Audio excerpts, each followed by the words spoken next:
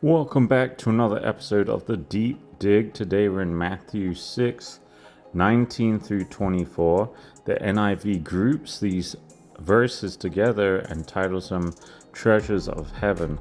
Some people think they are about money, which I do agree with that, but I think these verses are more about actions and the motives behind those actions.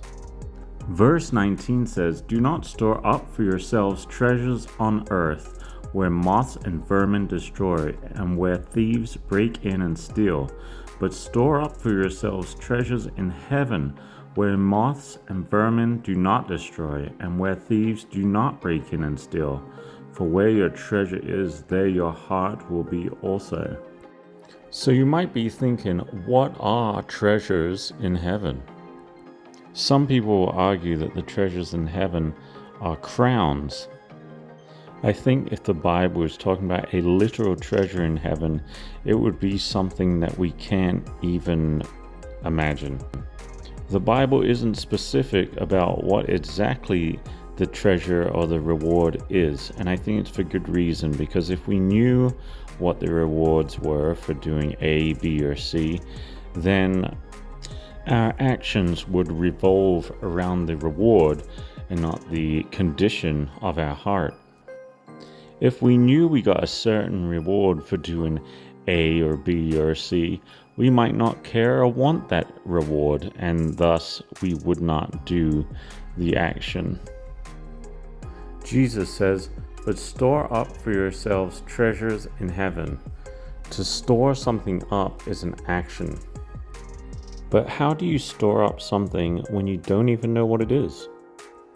The Bible says we can store up treasures in heaven by staying faithful and humbly seeking God, loving our neighbor, our enemy, giving in secret, serving others, and praying.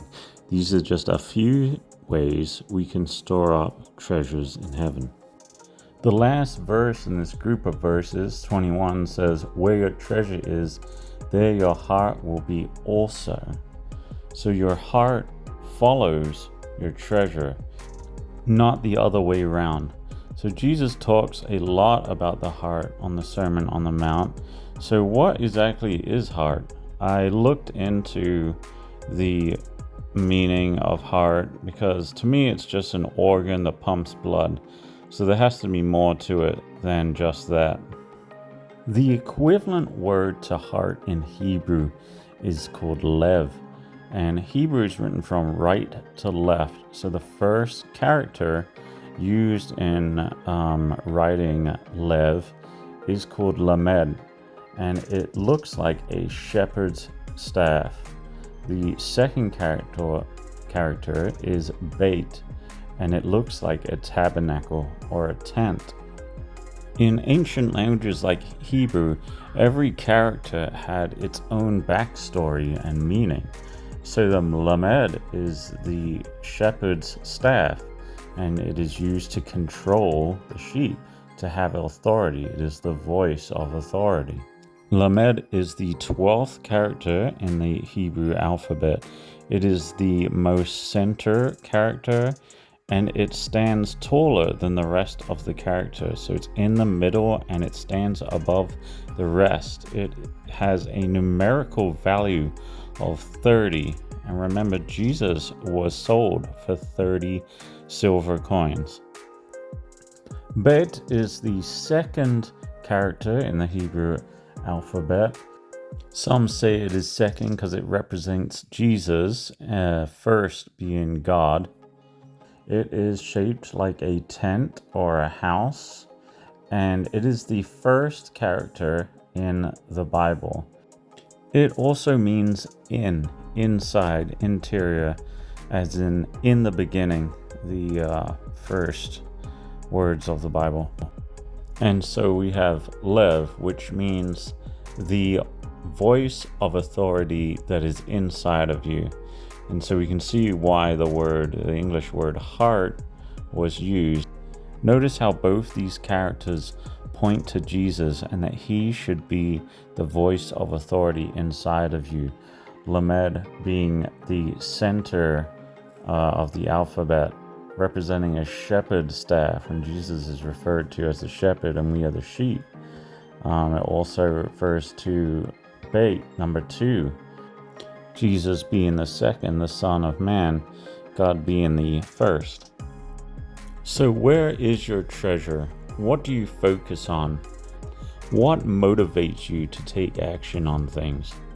Do you put all your effort towards things of this world that will decay, things you cannot take with you when you pass away, material things that mean nothing?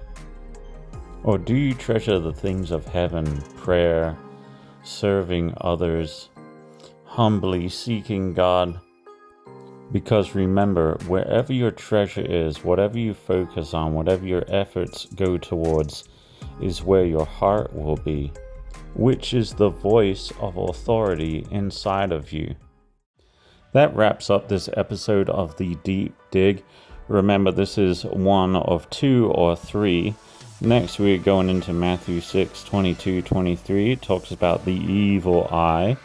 I hope you learned something from this. I would just evaluate your life, see what you are focusing on, what you are spending your time on, where your motivation comes from. Is it things of this earth that are pointless, or is it things of heaven that will last forever? Thank you for watching. Please subscribe, like, leave a comment. Let me know what you think. Have a great day.